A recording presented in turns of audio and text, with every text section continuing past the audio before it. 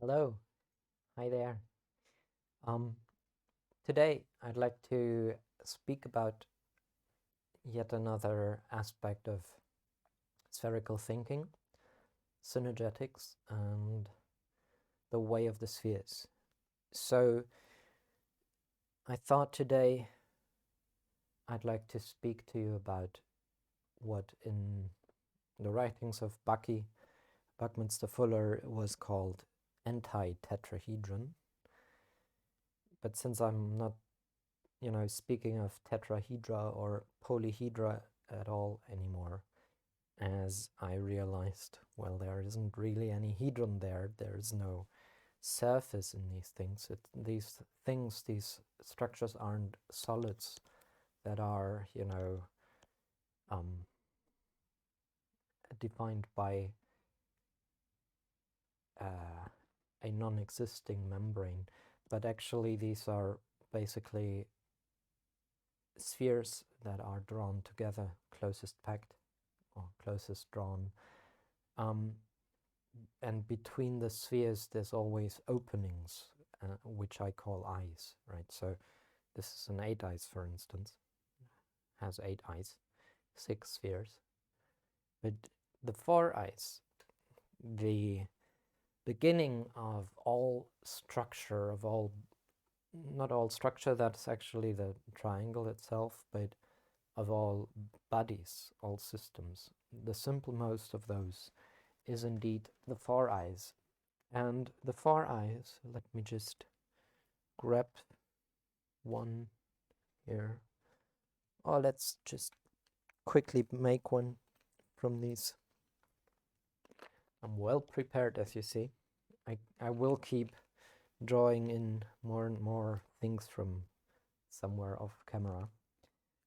So a 4 eyes is constituted by 4 spheres coming together, like these. And you can check the rest of the videos here on Fuller feedback systems to see more about this topic. But let me just grab this sphere and connect it up with another one. And you can see how in this model I'm focusing a little more on the connections. So here is 2 spheres connecting up to a third.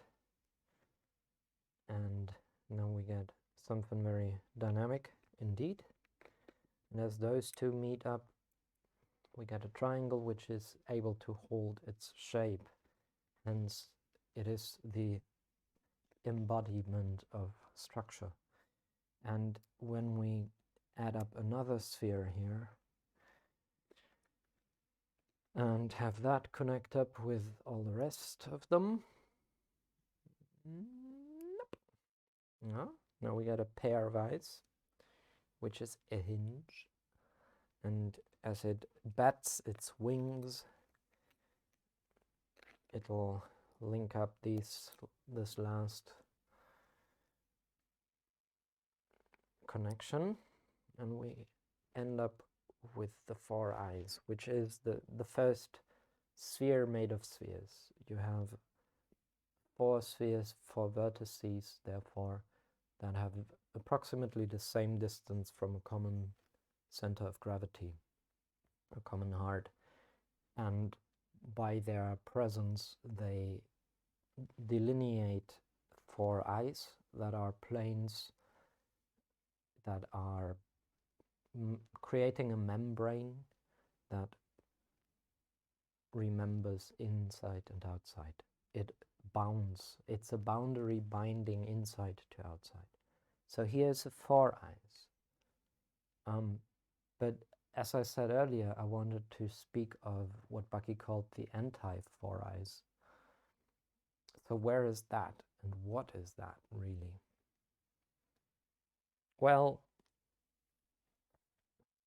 if this is a 4 eyes, what makes it so, what makes it special is, again, that it is a body, meaning it's a closed loop of space-time that is completely defining by its presence, both the microcosm inside and the macrocosm outside of it. And both of those together make the whole. So where is that Anti-Foureyes, and what is it supposed to be, supposed to mean? Now it turns out the Foureyes, sorry, I hope that's not too noisy. That's my computer turning up the volume a little. Let me close that. Maybe that's going to help. Maybe not. We'll see. However, the Foureyes has 3 of these vectors connections that I call fingers, 3 fingers around each one of its 4 corners. Okay, so if we take that and multiply those 2 values, we take the 3 fingers times 4 vertices, we end up with a dozen fingers, right? So it's not really that clear on this yet, because, you know, this finger here coming to this corner seems identical with the one on the other side there. But every one of these corners has 3 fingers pointing at it. Now, that dozen fingers, 4 times 3, if we were to account for the degrees of the angles around these vertices, each finger is equivalent to 60 degrees of angle, right? So we have 3 times 60 degrees around one of these corners. 3 times 60 is... Now I'm gonna again present my non-mathematical mind to you. I'm not good with numbers. Let's see, 6 times 3 would be 18, right? So it's 180 degrees. So 180 degrees around each one of these vertices. Now, if we take that times 4, 2 times it's 360, and 4 times is 720. So the sum total of angles around this body is actually 720 degrees, which is again 12 fingers worth.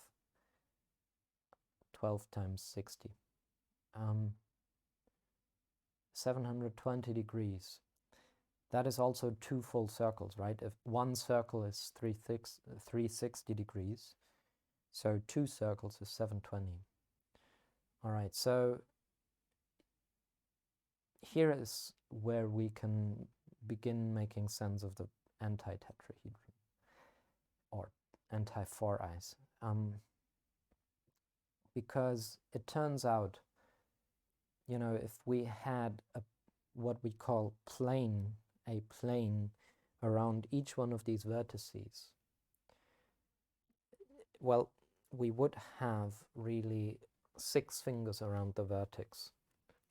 So like in this case here, it's a little small, should have gotten a bigger one, but you know, a full plane of triangles is a hexagon, and that is 6 fingers around one corner. So if we look at this red hexagon here, there is 3 red fingers in here, and then there's 1 yellow, 1 blue, and 1 purple finger. I guess that is not the clearest model to show that, but it's the biggest hex I had lying around right next to me, I think. Yeah, probably.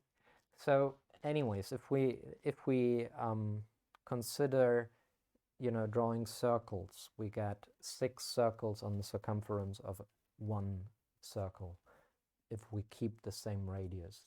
The same is true for if we have spheres and bring those together. If we have 6 spheres, they will gather around one sphere. And that looks like and behaves like a plane. Okay, sorry, I don't have a better model at the hand right now to show that or to prove that, but still it is simply so. 6 fingers around one corner is basically a plane, or at least a neutral value if we are looking at the membrane. If we were to think that thought through, we find out that, you know, if all of these 4 corners of our foreeyes were actually in one plane, then they would have 6 fingers around each, and 6 times 4, that is 2 dozen, or 24, right? 24.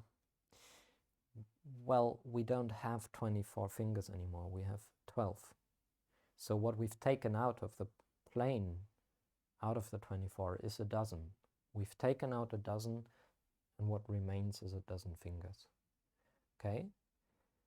So we notice that the difference between this being 4 points in a plane and this being the 4 corners of a foreeyes, the difference between those two states is exactly 1 foreeyes worth of fingers, a dozen fingers, the same number that we have present here.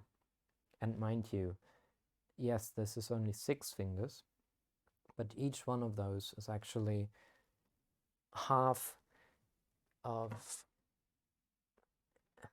well, half of one of them is within one sphere, like here. You see, this is 4 spheres,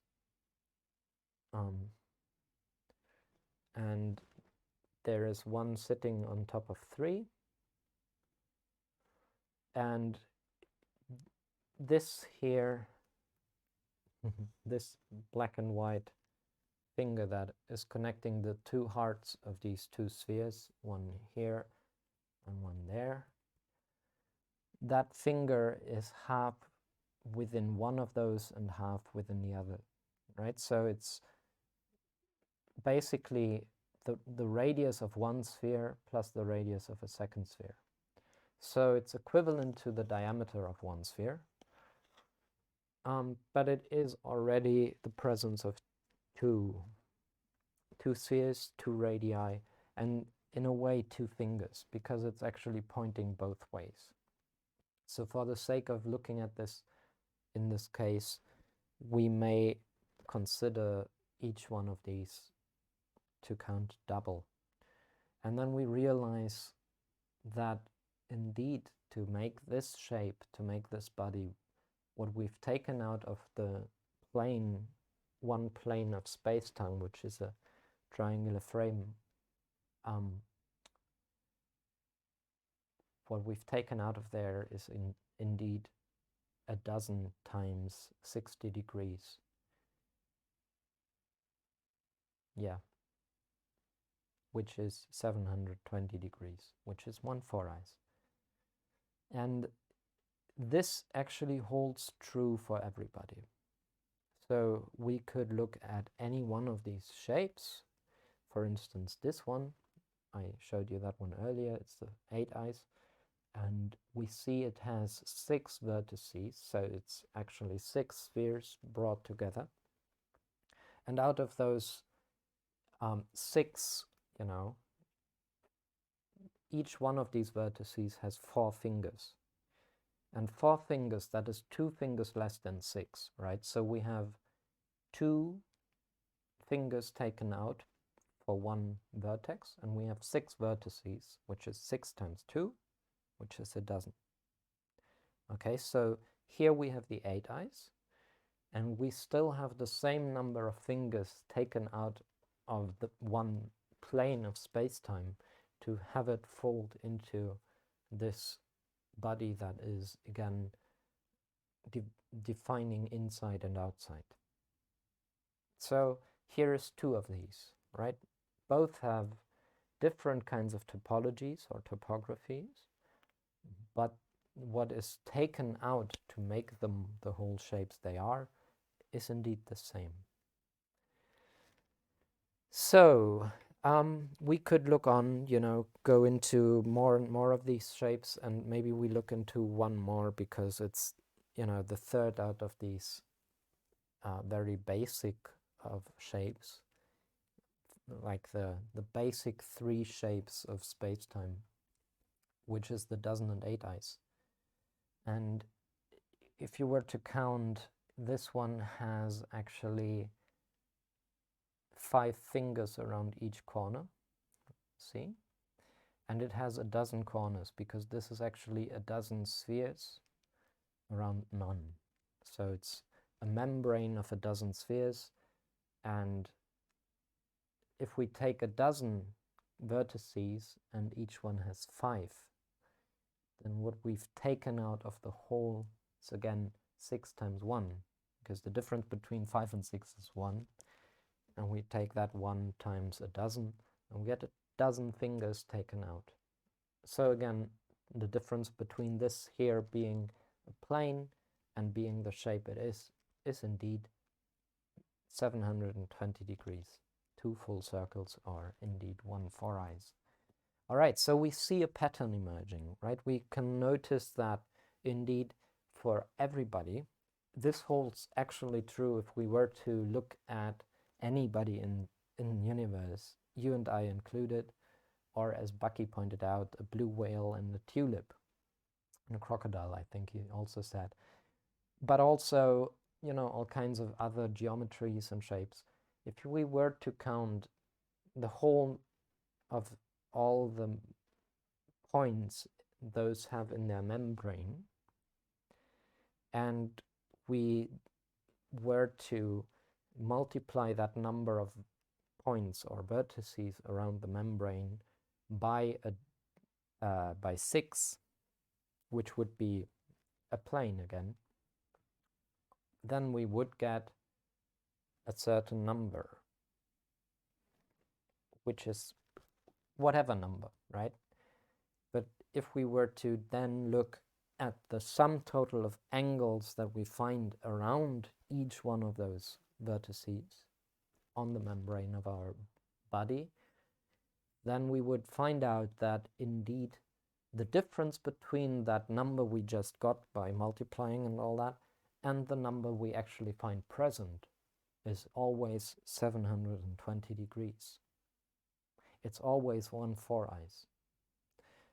It's always 1 Foureyes that it is taken out of the plane to fold it into anybody.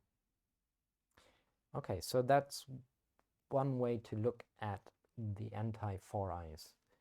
And we kind of have it hanging here in the frame already. We can see here, this is, if this was a positive Foureyes, then the one on the top there is basically its inverse. These two are different in terms of frequency, and that's a topic on its own that I've covered on many occasions in other videos. But you see their overall shape is the same, and they are sitting point to point, like an hourglass, basically. And this is another way to begin to make sense of the Anti-Foureyes, because actually we find this behavior present over and over and over and over and over and over again, right? There is plenty of ways that this presents itself, exhibits itself. And one very basic way of that is indeed what we kind of find in this constellation here of these two facing inversely.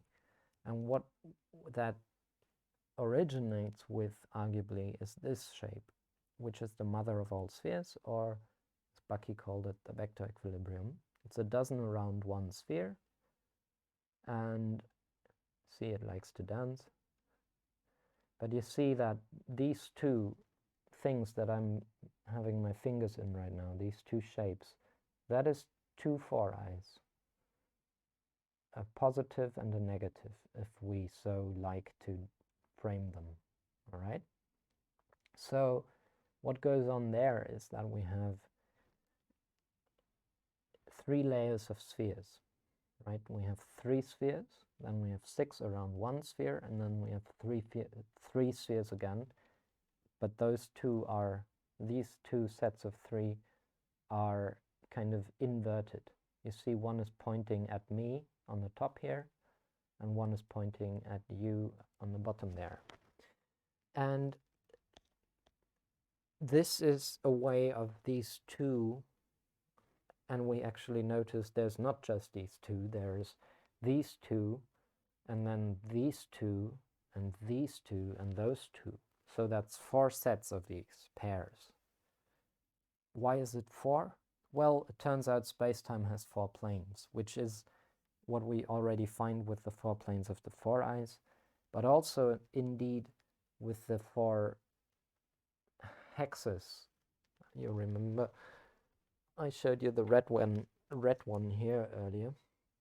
That's one of those 4 planes, because indeed this one has the red hex, the yellow hex, this blue-green hex, and the purple hex as well. So that's 4 planes intersecting in one hard point here, one center of gravity.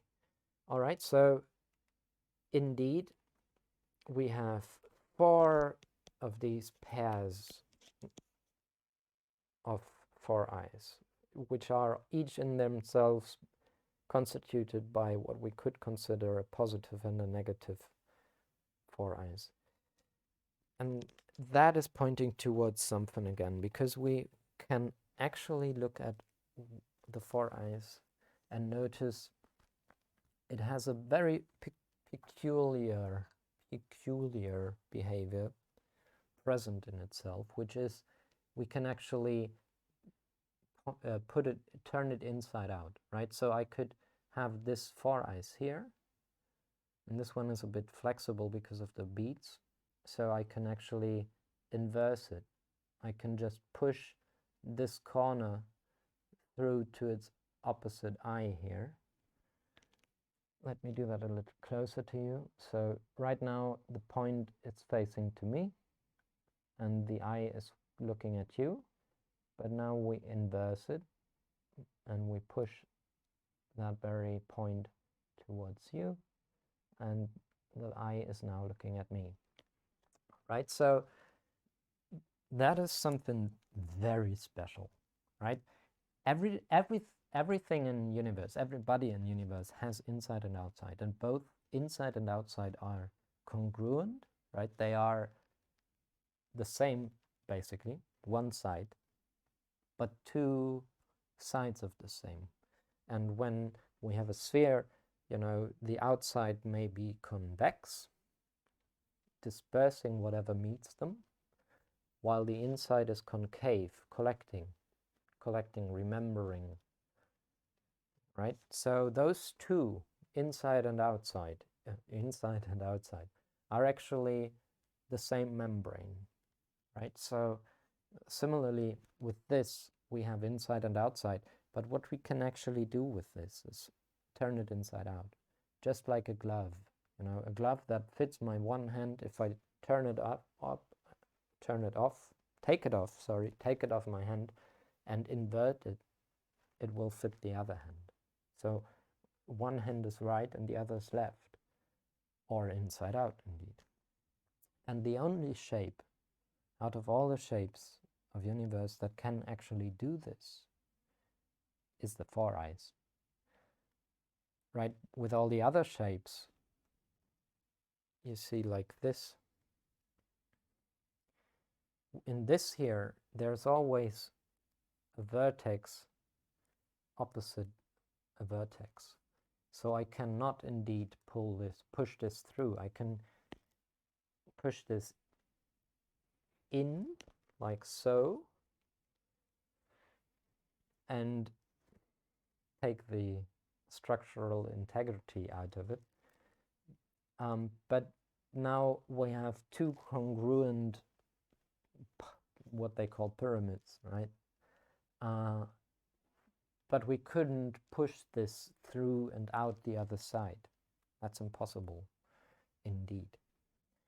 And the same goes for the dozen and 8 eyes, which I still have lying around here.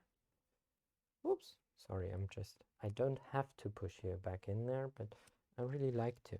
All right, so here's the dozen and 8 eyes.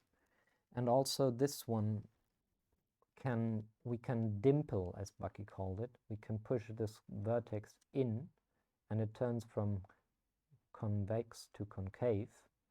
But you can see I can't push that any further. I couldn't push it through the body. I couldn't turn the body inside out. What I can do is push in the other side and get a wheel, basically, or like I have a fish bone that is from the column of the spine of a fish, and it's got the very same shape. I could also push in I could push in 2 corners like so, these 2, and then there's another third that I can pick and push in, which really dramatically transforms this shape and kind of points at the inverse Foureyes again. But it's impossible to push this inside out, as we can indeed do with the Foureyes. All right, so here's another thing. If we're turning this inside out, we're basically turning it from a positive Foureyes into a negative or Anti-Foureyes. In this case, it isn't really the Anti-Foureyes, because we either have one present or the other. And in each case, we also simultaneously have present the taken out Foureyes, the outtake, that is the rest of universe, really. All right, but I promised you that there were more examples of this. And here is another one. And you can see in this case we have a 4-eyes on top of an 8-eyes on top of the 4-eyes again. And one is positive and one is negative. And the 8-eyes in the middle is kind of a neutral stage. And it turns out, if we were just to check, because we kind of set up this principle, or we noticed this principle earlier of always having a takeout of 12 fingers. Now, if we count the number of vertices on this one, we know the 8-eyes in there, this one is 6 fingers, 6 vertices, 6 spheres. And then there's one more here and one more there, so it's in total it's 8 spheres, 8 vertices. And how many fingers do we have? Now, for this, we look at these corners. There's 2 of those, and they have 3 less than 6 fingers, right? So we have taken out 6 here and 3 here and 3 there, which is 6. And how about the rest there in the middle? If we look at one of those corners, we see it's got 5 fingers, right? 5, we remember, is 1 less than 6. So 6 times 1, the one that we've taken out on each of those corners, is 6, right? And 6 plus 6 is, again, a dozen. So also for this one, it actually holds true that the complete takeout that differentiates this thing as a closed system, a closed body, from a plane of space-time is actually a dozen fingers, 1 4-eyes. But we also find present additionally to the taken out Foureyes, that is our Anti-Foureyes, we also find these positive and negative Foureyes in here, which is the same indeed as the ones that we found in our mother here. It's just that this is kind of connecting up with the next layers. And let me show you perhaps this here model. It's again a little bigger indeed. But you can see how this is a blue 8 eyes in the middle of a structure that is constituted by this red big 4 eyes and this pink big 4 eyes, right? And one of them is pointing upwards and one of them is pointing downwards. So it's basically an intersection of two 4 eyes, a positive and a negative one. If we look closer into them, we find, okay, this one, the red one, is actually what, again, we spoke of the frequencies earlier and I didn't really explain it, but this here is a 3 frequency, while this one is a 4 frequency, and this red one has 2 fingers along the edge, connecting up 1 to 3 vertices, so this is 2 frequency, okay? And the 2 frequency 4 eyes is made up of 1 small one, 2 small ones, 3 small ones, and indeed 4 small ones. Okay, so we can look at this as 2 big 4 eyes intersecting, but we can also see it's actually 8 small 4 eyes around the 8 eyes of our 8 eyes. Cool, so that is another way of presenting the same basic complementarity of space-time, of insideness and outsideness, of up and down, left and right, which are always and forever mutually arising, right? They are complementaries. They aren't, you know, in a state of confrontation or conflict or any of that, but actually they are constituents of the whole. All right, and we remember in our mother here, what we find is, I said earlier, we had 4 pairs of 4 eyes, right? 1 pair of 4 eyes for each plane of space-time. And the same is in here. It's also, this is 1 pair, the top and the bottom, 2, 3, and 4. All right, so again, 4 pairs of 4 eyes. It's actually the same ones. It's just, in this case, they do not share 1 point in the middle with one another, but they share 1 open room between them. Cool, so this is also equivalent to this insofar as the top and the bottom are identical to this little dozen eyes here. So this is like 1 axis of this. Again, there's 4 of them indeed. So we have an abundance of pairs and of triplets and 4s, and indeed, if you recall the little 4 eyes I showed you earlier that I could turn inside out wherever I dropped it. Oh, here. We can actually, if we can push out or push through, draw through one of its vertices through one of its eyes. That gives us one pair of 4 eyes, one axis.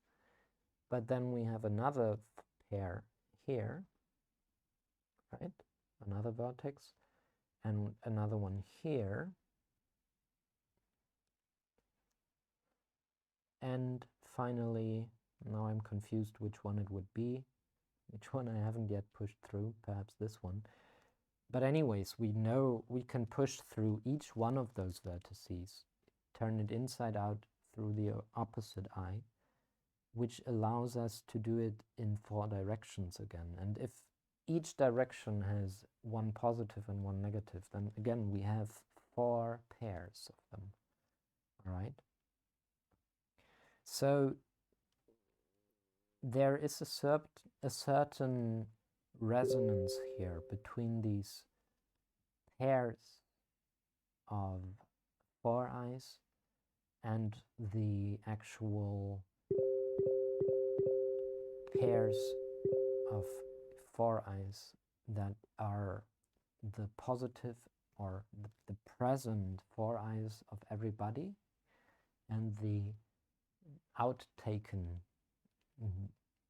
anti-Foureyes that is also present, but present by absence anyway. All right. So lastly, I'd like to point out that indeed there is another way in which this manifests always on another level, so to speak, which I can kind of present to you with this, which is a shapeshifter again. This is another mother. But in this case, you see how there is these half a dozen sticks that go through the center there. And as they go through the center, they can't really intersect in one point, because a point is already somebody. And if there is somebody there already, then all the rest of them have to pass by one another, which makes up that kind of knot in the center there. And that knot is actually a 4 eyes, right? So the center of gravity of this body, of this whole thing, is a 4 eyes in the middle. But you can see how the 3 fingers that are coming out of that center point there, they are like a turbine, or what the Cree people call a nest. They go like this to pass by one another. And if they go like this on one side, they go like that on the other. It's kind of this notion again of left and right being complementaries or inverse, or inside and outside being the same. Here is this just in one of the 4 pairs that we find present. And you notice we have a triangle on top, triangle on bottom. So this is a pair of 4 eyes, but the center the center vertex here is not really bound. It's not tied up. It's actually only tied up by the twisting of these. And if we do that, we get again that notion of turbining or nesting, where they all go by one another like so. And as we look at that, we notice, okay, what is inside in one direction is outside in the other, and vice versa. What is right-handed on one direction is left-handed on the other. And if we actually tie up a structure, out of branches, for instance, or sticks, where we're making 4 eyes and we're tying together the vertices, and we do not want them to, intersect, because they can't, and we don't want to add anything else like another kind of node that holds them all in place, then indeed we can have them pass by one another like so. And we tie them together, just like these corners here. and you see what is the positive corner of that Foureyes into one direction unwinds into the other direction as its negative.